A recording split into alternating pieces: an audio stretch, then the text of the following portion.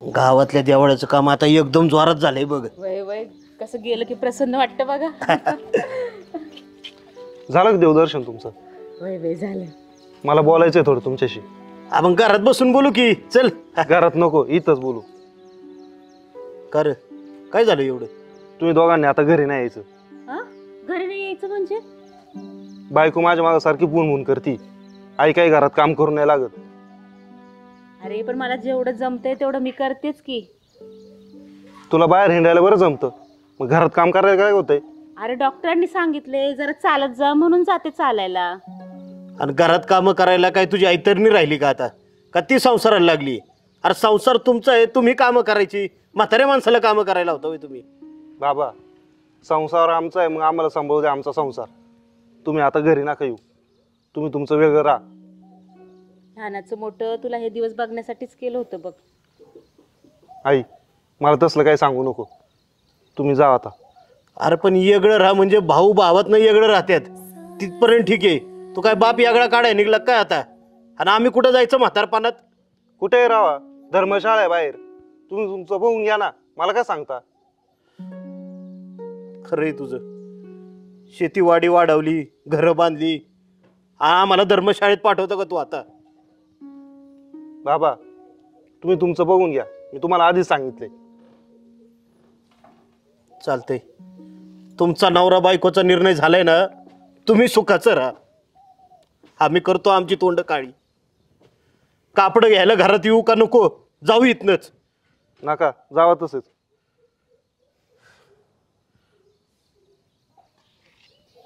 चल.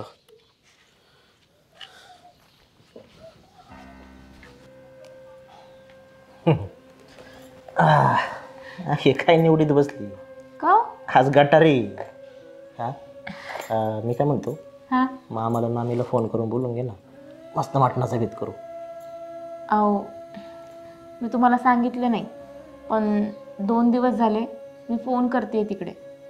अहो आईबाबांचा फोनच लागत नाही आहे, आणि रवीला फोन केला तर तो उचलत नाही आहे. काय माहिती काय झालं. असं कसं काय? मग मला म्हणायचं ना, गेलो असतो. गाडी आहे आपली 4 व्हीलर.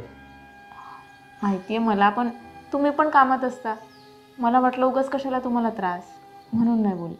आई बापाची काळजीच नाही तुम्हाला. ठेवते, लगेच बघून येऊ. चल चल चल चल. चालेल चला. मी काय म्हणते, आपण स्नेहाकडे जाऊया का राहायला? नाही नको. अगं जावयाच्या दारात राहणं बरोबर नाही. अहो पण असं रस्त्यावर कसं राहणार आपण? खाणार काय, पांघरणार काय? देव आहे की आपलं. देव वाट दाखवून तिकडं जायचं. ही जमीन हातरायची ना आभाळ पांघरायचं. आता जिथं पोरांनीच पोटच्या हाकलून दिलंय तिथं काय जास्त विचार करायचा आता?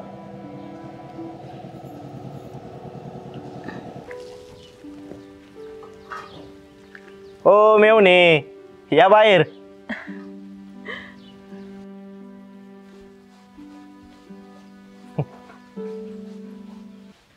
दाजी तुम्ही आणि स्नेहा आज अचानक? रवी, अरे काय झालंय? फोन का नाही उचलत तू? आणि आय्यांना कुठे आहेत? त्यांचा पण फोन बंद लागतोय. अगं ते पंढरपूरला गेलेत. इथून परवा गाडी गेली ना, येतील 2-3 दिवसात देवदर्शन करून. अहो मग तसं सांगायचं ना, आम्हाला किती काळजी वाटली आहे का नाही? हो ना. यांच्या मोबाईलचा डिस्प्ले गेलाय काय हो? हा खरंच माझ्या मोबाईलचा डिस्प्ले गेलाय. बरं आहे हो तुमचं. बरं, आम्हाला घरात तरी बोलवशील की नाही? अगं हिच्या माहेरी चाललोय. तिच्या आई बाबा आजारीत ना, त्यांना भेटून येतो. आता 2-3 दिवस तिकडच राहणार आहे. मग या तुम्ही. चालते, या. चल ग. धराव कुलूप लावा.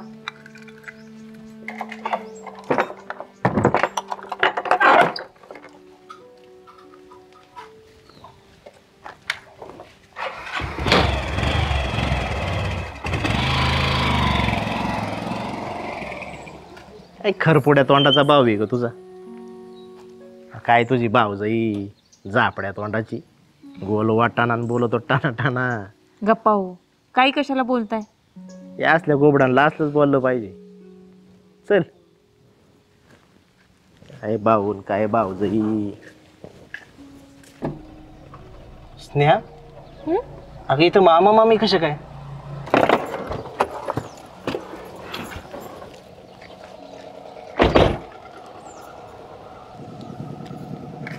मामा, तुम्ही कधी आले पंढरपूरहून? स्नेहा, आई, अगं नमस्कार करू दे. बाबा नमस्कार. पंढरपूर? अहो, रवी तर आम्हाला म्हटला तुम्ही पंढरपूरला गेलेत म्हणून. पंढरपूरला गेलोच नाही पाहुणे आम्ही. अहो ते अहो रवी बोलला की आम्हाला तुम्ही दर्शनाला पंढरपूरला गेले होतात म्हणून. मामा, काय झालंय खरं खरं सांगा. अहो 3 दिवस झाले पोरगी येण्यासारखी फोन करते. तुमचा फोन लागत नव्हता म्हणून आम्ही प्रत्यक्षात बघायला आलो तुम्हाला, तर तुम्ही नव्हते. कशाचं पंढरपूर आणि काय सांगू पाहुणं तुम्हाला. तुमच्या आईला सांगा ना, बसूनच आहेत त्या. तुला काय झालं आज एवढं तनतन करायला? तनतन करायला काय झाले म्हणजे? सकाळपासून रात्रीपर्यंत नुसतं राबायचं. अगं आई बाबा दमलेत, त्यांना आता पहिल्यासारखी कामं होती नाही.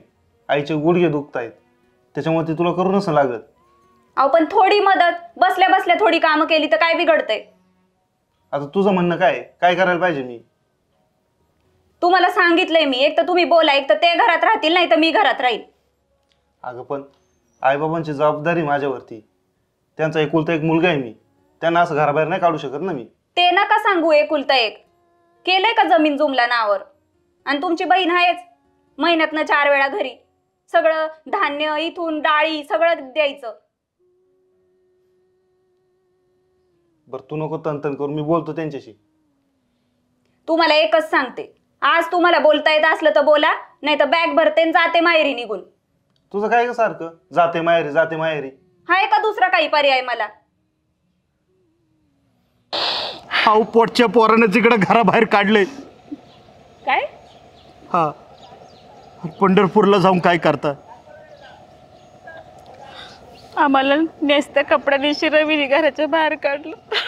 अगं मामी, मामा, आता तुम्ही रडायचं नाही. अहो त्याने घराबाहेर काढलं म्हणजे काय तुम्ही बेघर झाली का काय? माझ्या घरी राहा, चला. त्याच्या घरून कपडे घेऊ आणि जाऊ आपल्या घरी. अहो त्या घराला कुलूप लावलंय. अगं कुलूप तुडू मग आपण. चला मामा. चल.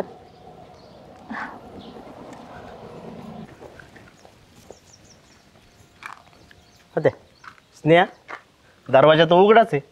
हो ना. ते काय रे, तू तर तुझ्या सासू सासऱ्याच्या पायावर लोटांगण घालाय गेला होता. कस काय आला परत? आणि तू ग काना मागून आली आणि तिखट झाली. तुझे आईबाप आजारी पडल्यावर त्याला लगेच माहेराला घेऊन जाती. त्याचे आईबाप टोचत आहेत का तुला? स्नेहा, माझे आईबाप गेल्यावर त्यांच्या जागी मी यांना माझे आईबाप मानत होतो, पण आता फक्त मानत नाही, यांना माझ्या आईबापाच्या जागी पोचतो. अरे आईबापाची किंमत यांना काय कळणार आहे? त्याला आईबाप नाही ना. त्याला विचारा आईबापाची किंमत. जेव्हा आपले आईबाप म्हातारा म्हातारी घर सोडून जातात ना, तेव्हा तुमच्या 1 करोडच्या घराला सुद्धा किंमत उरत नाही. मामा, शेवटच्या श्वासापर्यंत मी तुम्हाला सांभाळेल, पण या भिकमाग्याच्या घरात परत येऊ नका. आज माझ्या घराला घर पण येईल. उगीच नाही म्हणत, स्वामी तिन्ही जगाचा आईविना भिकारी, आणि जगातला सगळ्यात मोठा भिकारी तू झालाय. चला.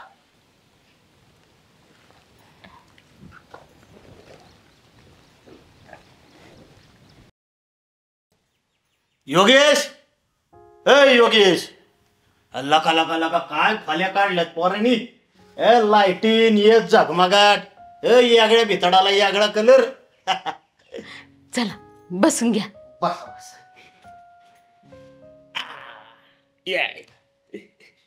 नाना, आई, आशीर्वाद द्या. कधी आलात? आता चालू आहे. बाहेर या, लक्ष आहे का तुझं? हे बघ. आई नमस्कार. बाबा नमस्कार. बरं, मला कामावर जायला उशीर होतोय, मी जातो. तुम्ही चहा पाण्याचं बघा, आराम करा. हा, अरे जेवून तरी जा, नाही तर डबा घेऊन जा. मी ना गावाकडनं भाजी भाकरी घेऊन आली. तुला चटणी आवडते ना? स्नेहा, आता तूच सांग. लाडाची आई येत. काय बया पोरगे, मी गावाकडनं एवढी भाजी भाकरी घेऊन आली आणि असंच गेला. आई बसा तुम्ही, बसा बाबा. अहो काळजी करू नका.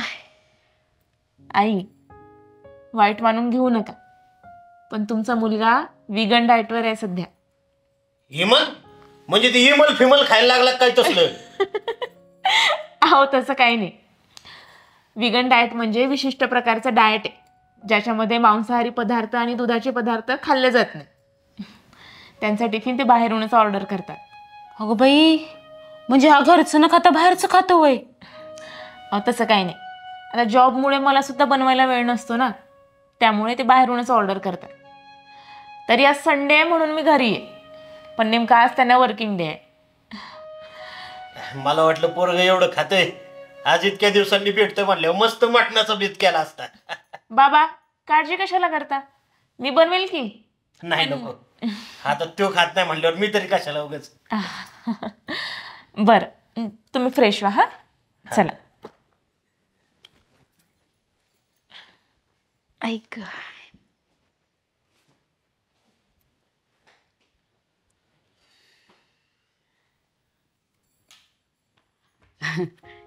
स्नेहा, रवी कुठं दिसत नाही ग? आई खरं सांगू तर रवी भाऊजी आता इथे राहत नाही. इथं राहत नाही म्हणजे? अहो ते आता या घरात राहत नाहीत. या सोसायटीमध्ये मागच्या बाजूला एक बिल्डिंग आहे, तिथे त्यांनी फ्लॅट घेतलाय. अगो बाई, रवी मला काहीच बोलला नाही.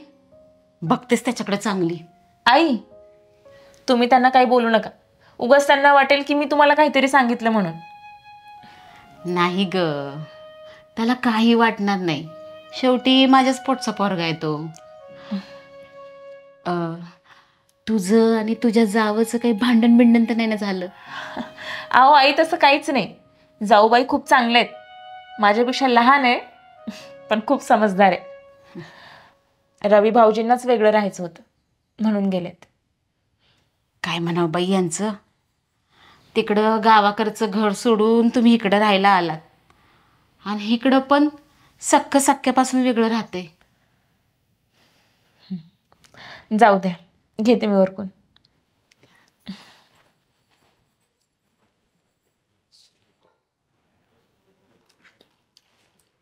रवी, तू मला वेकेशन्स मध्ये कुठेतरी नेणार होतास. आपलं ठरलंय ना सिंगापूरला जायचंय. आपण ह्या दिवाळीला जाऊया. ठीक आहे, म्हणजे मला तसं ऑफिस मध्ये कळवायला. रवी, आई बाबा, मॉम, डॅड, तुम्ही? रवी काय चाललंय तुमचं? अरे गावाकडनं इकडं शहरात नोकरीसाठी आला. मला वाटलं दोन्ही भावांचं चांगलं चाललं असेल. डॅड आमचं चांगलंच सुरू आहे की. We are enjoying here. Dad अहो गावाकडची लाईफस्टाईल वेगळी असते आणि आमचा विकेंड असाच असतो की, कारण आम्ही आठवड्यावर दमतो ना. अरे इतकं दिवस शेतात काम केलं पण आम्ही कधी दमलो नाही. तू बरा दमायला लागला. अरे काय तुमचं जगणं, काय तुमचं वागणं, काय खाणं काय पिणं. सरिता चल इथून.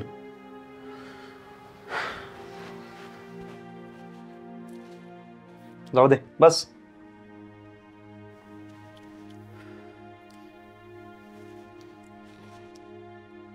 स्नेहा, योगेश कसा नाही आला ग अजून? अहो आई त्यांना यायला उशीर होणार आहे, तुम्ही झोपून जा आता. अजून उशीर?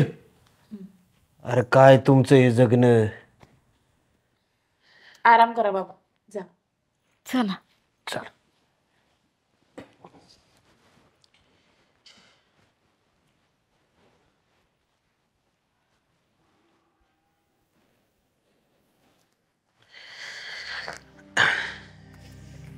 काय ग काय ग काय झालं? पाय दुखते काय? हो ना. हा इकडं चल, मी दाबून देतो तुझे पाय. नको राहू दे. अगं त्याला काय होतंय, आयुष्यभर तू सगळ्यांची सेवा केली, मग आता तुझी सेवा नको का करायला? दे इकडं पाय, मी दाबतो. बर.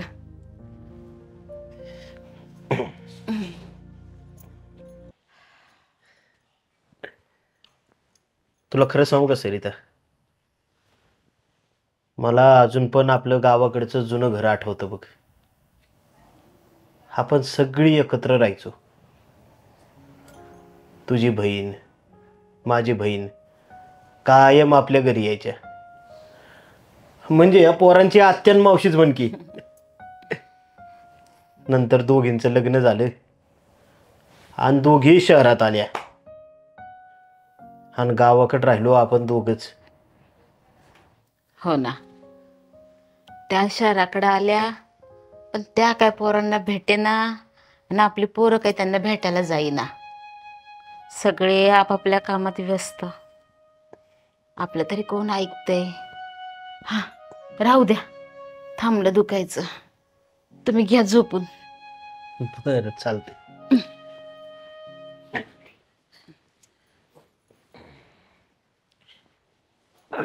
रामकृष्ण हरी.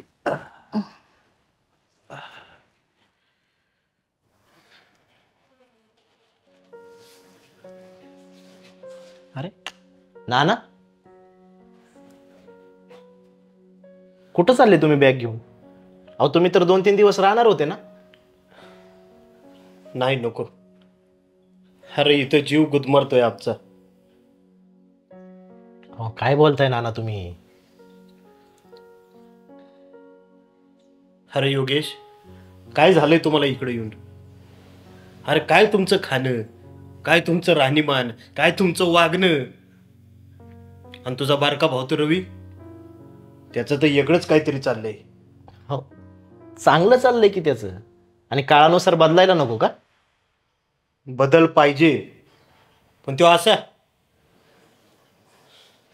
अरे एक काळ होता, आपल्या घरात एका टावेलने सगळ्यांच्या आंघोळ्या व्हायच्या. आंघोळ्या झाल्या की आळीपाळीने दुधाचा नंबर लागायचा. तुझा बारका भाऊ आईच्या कुशीत बसून फुशारक्या हाणायचा. हो, बापाच्या माराला खूप घाबरायचे. धाकच होता. एखादा सणवार असला नाहीतर रविवार असला तर श्रीखंड पुरी त्याचा बेत व्हायचा. तू मोठा, तुझे कपडे कधी लहान होतील याची वाटच बघायचा रवी. शाळेत जाणारा बारका भाऊ असला ना तर शाळेतल्या मोठ्या भावाचा सुद्धा त्याला धाक असायचा. भावा बहिणीचं प्रेम अतूट बंधन होतं. पैसा गरजेचा होता, पण पैशाला माणसापेक्षा नात्यापेक्षा जास्त किंमत नव्हती. तुझं दप्तर, पाटी, पेन्सिल, वह्या, पुस्तकं, सायकल, चप्पल सगळं काही धाकट्याचं. तो मामा आणि आजोबांवर हक्क दाखवायचा. पण आता काहीच नाही. आता आंघोळीला ज्याला त्याला एक वेगळं टावेल आलं आणि सगळं काही बंद झालं. काही ठिकाणाहून दूध वासांडून वाहू लागलं तर काही ठिकाणाहून दूध व्हायचंच बंद झालं. आईचा जीव तळमळायला लागला आणि बापाचा जीव घाबरा झालाय. आत्या मावशीपासून दूर झालो. पैशाला किंमत आली आणि नात्याला वरचढ पैसा ठरलाय. आता भाऊ भावापासून दूर झाला. बहिणीचं प्रेम कमी झालं. श्रीखंड पुरी शनिवारचा रविवारचा आयतवारचा त्यो बेत गेला. त्याच्या जागी तुमचं आता डाएट आले, पिझ्झा बर्गर तसलं आले. आता आजी आजोबांना तर कोणी विचारत पण नाही. तुमच्या पाकिटात पैसा आला, तुम्ही वेगवेगळ्या भाषा शिकला, पण आपली संस्कृती पार विसरून गेलाय तुम्ही. खूप काही कमावलं, पण खूप काही गमावलं असं नाही का वाटत तुम्हाला? तुम्हाला वाटतंय तुमचं हे जगणं म्हणजे जगणं आहे, पण तुमचं हे जगणं सुद्धा मेल्यापेक्षा बेकार आहे. आपण कुठं होतो आणि आता आपण काय करतोय ह्याचा जरा विचार करा. चल ग सरिता.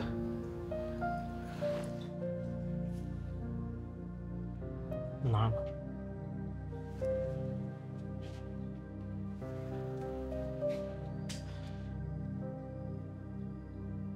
आई बापाला 10 दिवस सुद्धा आपण या मोठ्या घरात ठेवू शकत नाही. लाज वाटायला लागली पोरं असल्याची.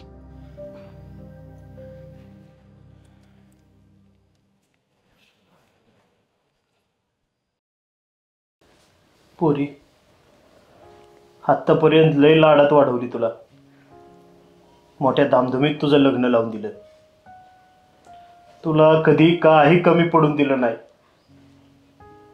पण आता तुझा नवरा तुला जाच करतोय हे ऐकून हारलो बघ मी. अण्णा, पण जे आपल्या नशिबात लिहिलंय ते तर भोगावंच लागणार ना. मग जरी तुम्ही मला राजवाड्यात दिलं असतं तरी ज्या स्वभावाचा जोडीदार देवाने दिलाय त्याच्याबरोबर नांदावंच लागणार. अगं पण काय कुसूर पुसूर चालली बापलेकीची? जावई बापू, अहो तुम्ही कधी आला? कावाच धरणं वाट बघतोय तुमची. इकडे बेल्ल्याला बाजाराला आलो होतो, म्हणलं उभ्या उभ्या पोरीची गाठ घेऊन जावा. पोरगी म्हणली हे लय जीव लावतात मला. हा का? तसं नाही बरं का, पण मी लय बाराचा आहे. कुत्रीच्या आईसारखा हाणतो हिला. जावई बापू, जरा दमानं. माझ्या घरात उभे आहे तुम्ही. चकाळायचं जर असेल ना, हिला घ्यायचं ना आत्ताच्या आत्ता निघायचं. चला निघा. पोरी चल तू घरी. या नालायक माणसाबरोबर राहण्यात काय बी अर्थ नाही.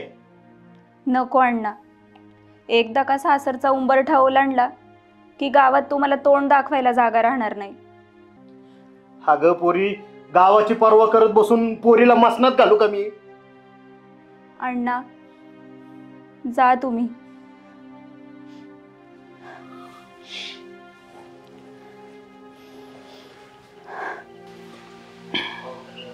काय हो, कशी आहे पूजा? काय म्हणते माझी बाई? आपली पूजा एकदम मजेत आहे बघ. हा, आता घरातले 4-2 कामं करायला लागतात तिला, पण एखाद्या राजकुमारी सारखी तिची टेप आहे बघ.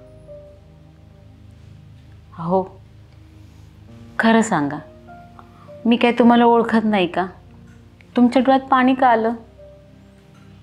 आता तुला काय सांगू आणि कसं सांगू? कसायाच्या दारात गाई बांधून आलोय असं वाटायला लागलंय मला. पूजाचा नवरा तिला लय जाच करतोय, रोज गुरावानी मारतोय बघ तिला. तिला म्हणलं माझ्या बरोबर घरी चल, तरी सुद्धा पोरगी यायला तयार नाही. लय म्हणजे लय हाल चालू आहे बघ माझ्या पोरीचं.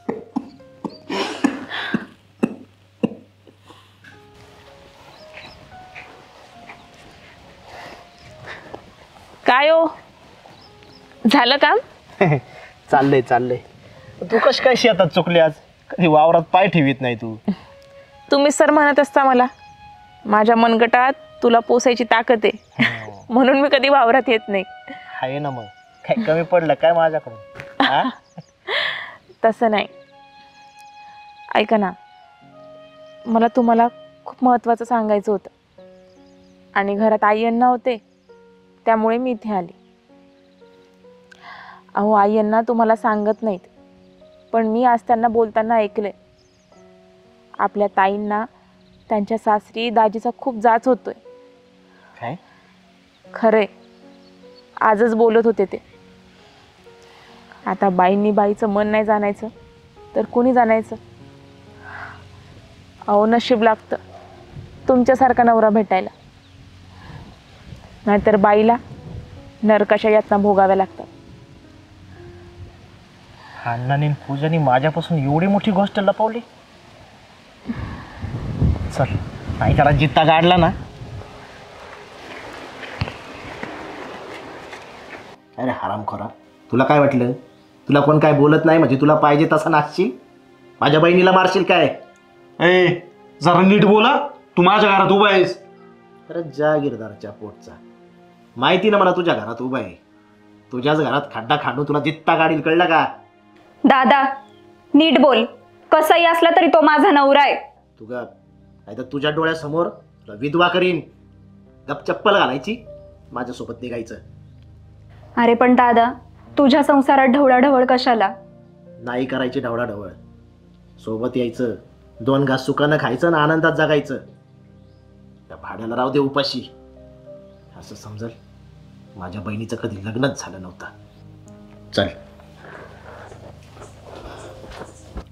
वहिनी, आज तुझ्यामुळेच या घरात मी सुखाने जगतीये. नाहीतर आजकालच्या भावजया नंदेला जरासुद्धा समजून घेत नाहीत ग. पण तू मला यमाच्या तोंडातून परत आणलेस. हो, तुम्ही मला अगदी मोठ्या बहिणीसारख्या.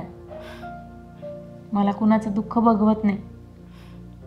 आपण इथे मिळून काम करू आणि आनंदाने राहू. हो, काळजी करू नका. चला.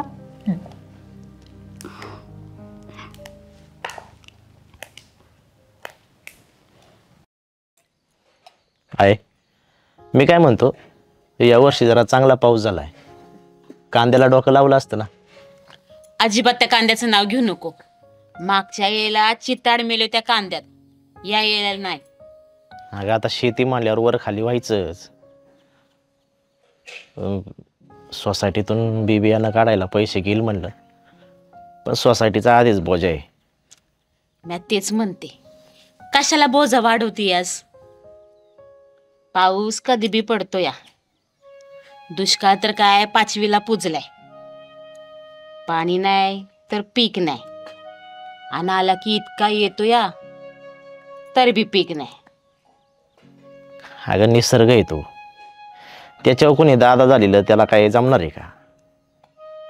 मी काय म्हणतो, तो ते बोकडन कोंबड्या इकलीला पैसे दे की, बी घेऊन आलो असतो. अजिबात नाही. ते पैसे मी एका ठिकाणी मार्गी लावल्यात. हा साहेब काय आला इकडे? मावशे, गोड बातमी घेऊन आले मी. साहेब सांगा की पटकन. अगं जरा दम धर, थांब फाईल बघून सांगतो तुला. हा हे बघ, तू मागच्या वेळेस 5,000 रुपये गुंतवले होते ना, त्याचे 10,000 रुपये झालेत आता. अयो स्नेहा, अगं साखर घेऊन ये पटकन. अहो आत्याबाई, काय झालं? अगं आपण ते पैसे लावले होते ना, ते दुप्पट झालेत. बाई खरंच की काय? दे दे दे, साखर दे, साखर दे. काय गोड बातमी दिली. धरा. आता जर तुम्ही 10,000 रुपये गुंतवले ना, तर पुढल्या 6 महिन्यात त्याचे 20,000 रुपये होतील. गुंतवायचे आहेत का बघ. आहे काय बेकार नाद लावलाय ग? एकदा गावात सगळ्या लुटून गेली एक कंपनी, तरी तुम्ही परत परत त्याच्यातच फसताय. अरे रवी म्हणालाय, कंपनीने जरी दिलं नाही ना तर तो देणार आहे. आणि माझ्या बहिणीचं पोरग मला फसवते वय. हो ना, तुझे सगळे पैसे मी देऊन टाकितो. बरं चल मावशे, येऊ का आता मी?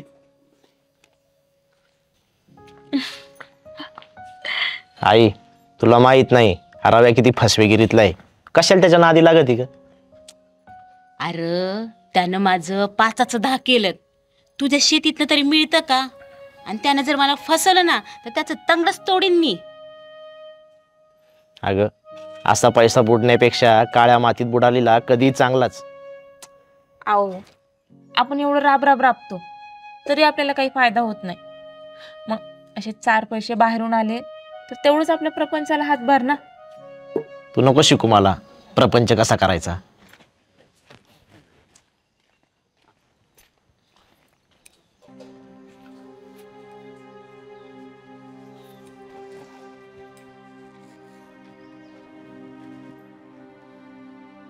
अण्णा, यावेळी कांद्याचा पैसा चांगला झाला बरं का. मागच्या वर्षीचा खर्च याचा वसूल झालाय. अरे पोरा, तो कष्टच तेवढं केलं, सगळं तो कष्टाचं फळ बघ. नाही तर आजकालची कार्टी निवळ बोटाडाने हाणली पाहिजे बघ. काव काय केलं कार्ट्यांनी? काय केलं? आता तो रव्या अरे कुठली ती कंपनी घेऊन आला आणि म्हणला 6 महिन्यात पैसे डबल करून देतो. अख्ख्या गावानं पैसे गुतवलं आणि ती कंपनी पडली ना बंद आता. अय्यो, मुर्दा बसवला तर रव्याचा. नाही तर काय, गाव बी येड कायच, येड्याची जत्राच म्हणा की. मला सांग, अरे 6 महिन्यात कुठली कंपनी पैसे डबल करून देत असते का? हा अण्णा, येड्याची जत्रा आपल्या घरात बी भरली बरं का. म्हणजे अहो, आपल्या घरात बी 6 महिन्यात डबल पैसे करून येणार होते. आहे का नाही आई? होय ग, तू बी त्या रव्याच्या नादाला लागली का? अरे स्वतःला अक्कल नाही, निदान आम्हाला तरी विचारित जा ना. अव, मला काय माहित तो रव्या इतका नासकापणा करल म्हणून.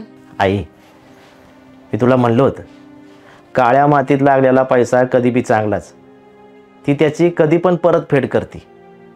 अगं, तिने आपला कष्टाचा घाम पाहिलेला असतो.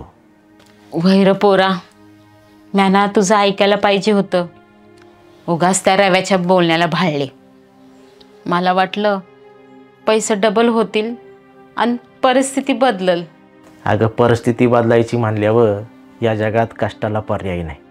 थांब, म्याना त्या रव्याच्या घरी जाऊन येते. अरे तो रव्या गेलाय पळून. येते. अरे बाई काही येडी बिडी झाली काय? जाऊ दे अण्णा, अहो बायांचा स्वभावच असा आहे. येड्याचा बाजार. तू काकीला का रे ओरडून बोलला? नाही तर काय, दरबारीचीच बोंब आहे त्या बाईची. रानात खुरपायला येते आणि खुरप्यानं बांध कुरीत बसती. आता मोठ्या भावाची आपली इजवा बायको आहे म्हणून मी काय बोलत नाही, पण तिचं आपलं दरबारीची बोंबी. योग्य, तुझ्या बापाला नीट समजून सांगा. परत जर माझ्या आईला काय बोलला ना, इथंच तुला मारून टाकीन. काकाशी कसं बोलायचं तुला अक्कल आहे का भाडखाव? काकाने जर नीट काय शिकले असते ना, तर या काकाचं तोंड सुद्धा व्हायला आलं नसतो. ते तुझ्या आईला नीट समजून सांग. तिने जर परत आमचा बांध कोरला ना, इथं रानात कापून टाकीन तिला. माझ्या आईला मारा निघालाय, तुला इथंच मारतो. सोडा, सोड. आधी चूक कोणाची ना ते बघ. अरे चूक तुझ्याच बापाची आहे. मागच्या नांगरटीला ना इथून तिथून बांध कोरला यांनी. तोच राग आहे आईच्या मनात. आबा, मागच्या नांगरटीला तो बांध कोरला होता का? अरे आता ट्रॅक्टरने नांगरताना आपला थोडा धक्का लागणार ना, तर लगेच बॉम्बलाय चालू केली हिनी. हा, जरासा हिथून तिथून समजा बांध कोरला ह्या माणसानं. आमचं सगळं खाऊन पण ह्याचं पोट भरलं नाही. नासका कुठला. बाई, शिव्या देऊ नको बर का. उग माझ्या भावाची बायको आहे म्हणून मी ग बसलोय आतापर्यंत. अरे ही बाई आहे ना, आपल्या घरात लग्न करून आली ना, तेव्हापासूनच घरात किरकिर चालू झाली आहे. आबा, माझ्या आईशी नीट बोलायचा. तिला जर परत काय बोललात ना, मी विसरून जाईन तुम्ही माझे काका आहेत म्हणून. धमक्या कोणाला देतो रे तू?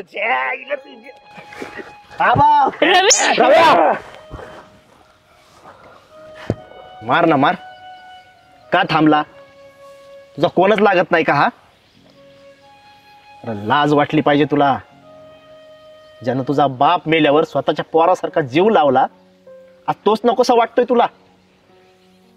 लहानपणी ज्याच्या खांद्यावर बसून शाळेत जायचा, शाळेला सुट्टी असल्यावर त्याच्या मागे दिवसभर शेतात हिंडायचा. अरे 5 मिनिटं तुला काका दिसला नाही तर काका कुठं गेला, काका कुठं गेला असं म्हणत अख्खं घर डोक्यावर घ्यायचा. आज तोच काका तुला नकोसा वाटतोय ना? बा तूर स्वतःच्या पोरांपेक्षा भावाच्या पोरांना जास्त जीव लावला.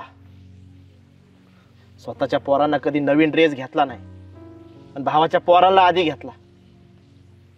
घरात काय आणलं तर आधी रव्याला, मग मला.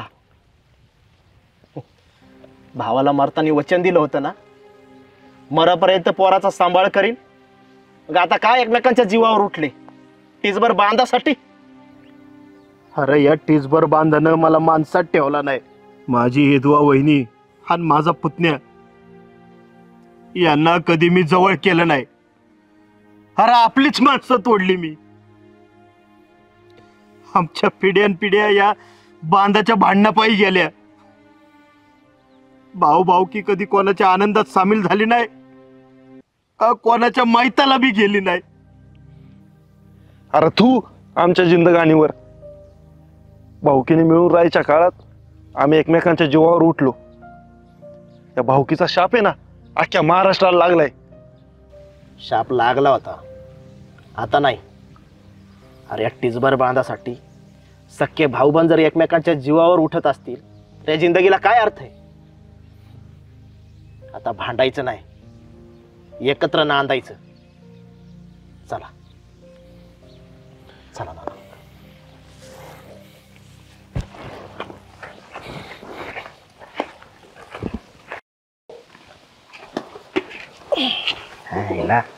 वैताग आला बरं या नोकरीचा. आलास? चहा ठेवू तुला? काय नको मला चहा. एक दिवस चहा नाही पेलो तर मरणार आहे का मी? अरे काय झालं एवढं वैतागायला तुला? वैतागू नको तर काय करू? त्या मालकानी माझ्या जागेवर एक नवीन मुलगा आणलाय कामाला. सगळी कामं त्याला सांग. मला टाकलंय एका दुसऱ्या वेगळ्या डिपार्टमेंटला कुथायला. का बरं? तो नवीन पोरगा जरा जास्त शिकलेला आहे ना. पण म्हणून काय झालं, मला पण 10 वर्षाचा अनुभव आहे आणि कंपनीशी एकनिष्ठ आहे मी. अरे पण तू मालकाशी बोललास का? मला नाही बोलायचं मालकासोबत. मला ना त्याच्या समोरच्या कंपनीतून चांगल्या पगाराची नोकरीची ऑफर आहे. आता तिथं जॉईन करतो ही नोकरी सोडून. आणि ते एक काम करतो, ह्या मालकाच्या कंपनीसमोर आहे ना स्वतःचा एक काहीतरी व्यवसाय सुरू करतो, वर्कशॉप टाकतो. आणि त्याच्या कंपनीपेक्षा मोठी कंपनी करून दाखवली ना, नाव नाही सांगणार. हे बघ, तुला जे काय करायचंय ना नीट विचार करून कर. करतो बोली मी माझा विचार. योगेश, काय म्हणला? इथं बस जरा वेळ. काय? हे बघ, मी तुझं आणि आईचं सगळं बोलणं ऐकलेलं आहे. मला फक्त एवढंच सांगायचं आहे, तुला जे काही करायचं आहे ते तुझ्या मालकाला सांगून कर. तुला नोकरी सोडायची आहे, नवीन धंदा टाकायचा आहे, टाक, काही हरकत नाही. पण जे काही करणार आहे ते तुझ्या मालकाला सांगून कर. त्याच्यासोबत फितुरी करू नको. आधीच आपल्या खानदानाला एक काळा डाग लागलाय, त्यात आणखी डागांची भर नको. काळा डाग? कसला? फितुरीचा. माझा आजोबा म्हणजे तुझा पंजा हा खूप धाडसी आणि शूर सैनिक होता. पण तो फितूर झाला आणि इंग्रजांच्या बाजूने लढला. हे तर मला माहितीच नव्हतं. जेव्हा इंग्रज भारतावर चालून आले तेव्हा तुझा पंजोबा आपल्या बाजूने लढत होता. पण एका इंग्रज अधिकाऱ्याने दाखवलेल्या आमिषाला बळी पडून तो इंग्रजांसोबत लढू लागला.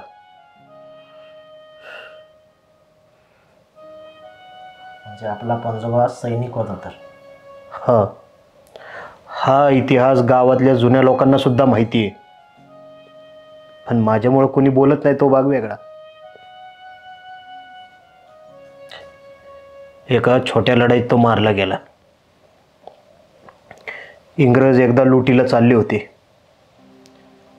राजा महाराजांनी त्यांचं सोनं एका ठिकाणी लपून ठेवले अशी इंग्रजांना बातमी लागली होती. तुझा पंजोबा पण त्यात सामील होता. आणि अगदी सोन्याच्या जवळ पोचल्यावर अगदी 5 फूट अंतर असताना समोरून एका देशभक्तानं गोळी चालवली आणि तुझा पंजा मरण पावला. त्याला आपल्याच लोकांच्या हातून मरावं लागलं. म्हणजे तुम्ही जे सांगताय हाच काळा डाग आहे का? हाच तो काळा डाग. त्यामुळेच मी म्हणतोय अशी फितुरी करू नको. आणि ते ठिकाण सुद्धा आता गावाच्या जवळच आहे आपल्या. आधी पडका वाडा होता तिथं, पण आता तर काहीच राहिलेलं नाही. जाऊन खांडावं काय, म्हणजे व्यवसायाला थोडा पाठवला. अरे काय बडबडतोय? काय नाही काय असं. हां, तर हेच सांगायचं होतं तुला. आयुष्यात कधीही फितुरी करू नको. काही गोष्टी अशा असतात की त्याची फळं आपल्याला कधीच मिळत नाही. तरीसुद्धा आपण आपलं काम प्रामाणिकपणे करत राहायचं असतं. बरोबर आहे अण्णा. तेव्हा काय निर्णय घ्यायचा आहे तो तुझ्या मालकाला सांग आणि मग घे.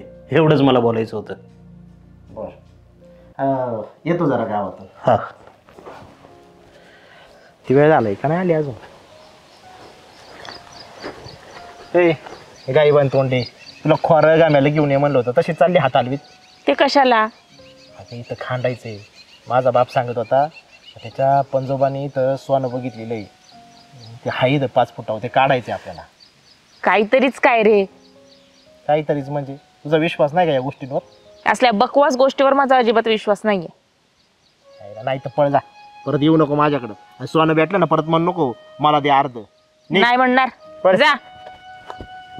ए लड बापू, तू माझा खरा मित्र राव. तुला विश्वास आहे ना माझ्यावर? आहे ना बाबा. 2 हंड सोनं काढायचं, 2. एक तुला, एक मला. हा चालतंय. चल हे टिपो. हुर्रे कोणता बाप म्हणून का? चल.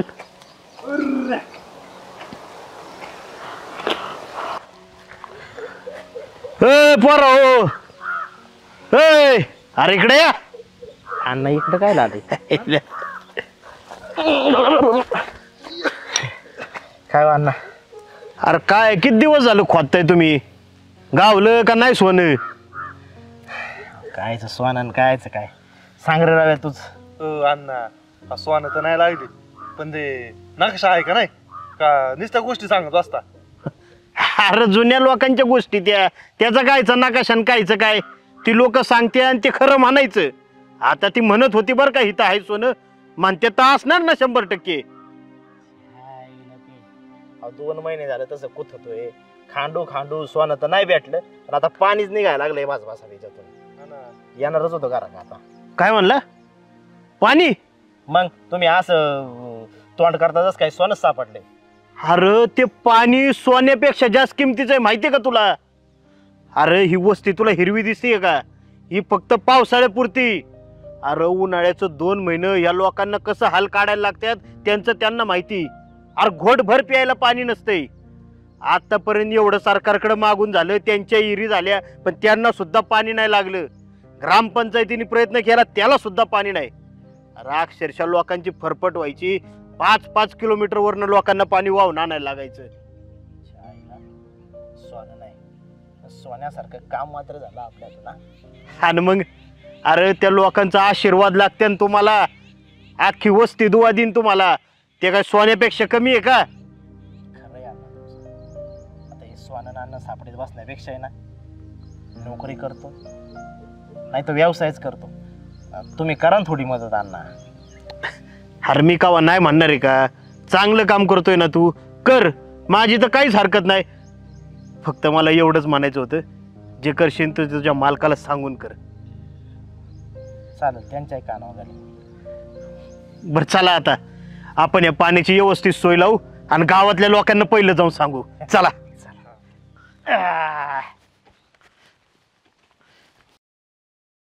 आईच्या गावात राहूया. अरे मी एवढं खुश आहे ना तुला सांगूच शकत नाही. मला ना विश्वासच बसत नाही. 8,000 रुपये प्रति महिना आणि आपल्याला. अरे योग्या लय भारी झालं बघ, आपलं टेन्शनच मिटलं. कुणी सांगितलं बरं ते जॉब बघा आणि काम करा, त्याच्यापेक्षा आईतं बसून खायचं.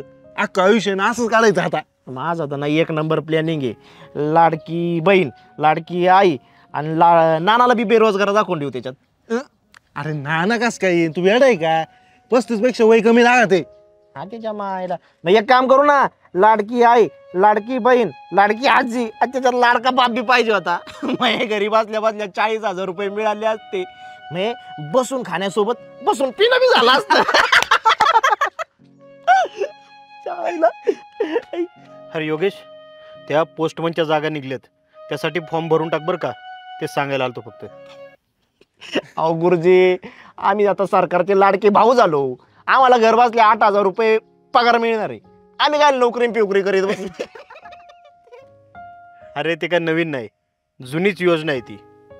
त्याला विद्यावेतन असं म्हणतात. म्हणजे कसं माहिती आहे का, एखाद्या कंपनीमध्ये तुम्ही कामाला लागले तर ते तुम्हाला मिळणार, नाहीतर मिळणार नाही. आयला गुरुजी याला काय अर्थ आहे? इथं बहिणींना बसून 1,500 रुपये मिळणार आणि आम्हाला काम करून 8,000 रुपये. आपल्या इथं कुठं कंपनी आहे बरं? सगळ्या कंपन्या त्याच्या पुण्याला आहेत आणि 8,000 रुपयात काय परवडतं बरं? आपण एक काम करून राहूया, माझा ना तिकडं नाशिकचा लाडका मामा आहे लांबचा. त्याची कंपनी बंद पडलेलीच आहे. त्याच्यात फॉर्म भरू आणि घेऊ महिन्याला पगार. आपल्याला काही काम बिम करायचं नाही. अरे अरे अरे अरे म्हणजे थोडंफार काहीतरी सरळ मार्गाने मिळवायची तयारी आहे का नाही तुमची, का फुकट पाहिजे सगळं? गुरुजी, सरळ मार्गाने चालणाऱ्याचा आणि गरिबाचा आदेश राहिलेला नाही. हा ठेकेदारांचा आणि राजकारण्यांचा अड्डा झालेला देश आहे. राजकारणी विकासाच्या नावाखाली वेगवेगळ्या स्कीम काढतात आणि ठेकेदार ते लुटतात, बक्कळ पैसा कमवतात. इथं फक्त देवाणघेवाण चालू असते. आपण काय मतदान करायचं, ग बसायचं.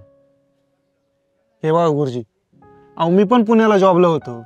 मला 12,000 रुपये पगार होता. 4 वर्ष काम केलं पण रुपया वाढ झाली नाही. अहो इथं महिन्याला 5,000 रुपये भाडं होतं, 8,000 रुपये घरात खर्च व्हायचे, 2,000 रुपये पेट्रोलला जायचे. अहो गुरुजी, इथं घरात कोणी आजारी पडलं ना, टेन्शन यायचं, आता पैशाचं करायचं काय? आणि तिकडं पलीकडं IT कंपन्या. अहो त्या पोरांना महिन्याला 4-4, 5-5 लाख रुपये पगार. ही आपल्या देशाची परिस्थिती. स्पर्धा किती वाढली गुरुजी. एक पोरगा गेला का त्याच्या मागं 2,000 उभे राहतात. अहो मोठमोठ्या कंपन्या सगळ्या बाहेर चालल्यात. का? तर इथं पायाभूत सुविधा नाही म्हणून. मग मला सांगा, कशा आम्हाला चांगल्या नोकऱ्या मिळणार आणि कसा चांगला पगार मिळणार? हा देश विकायला काढलाय गुरुजी. इथं ना मजूरदार सुखाते, ना गोरगरीब, ना शेतकरी.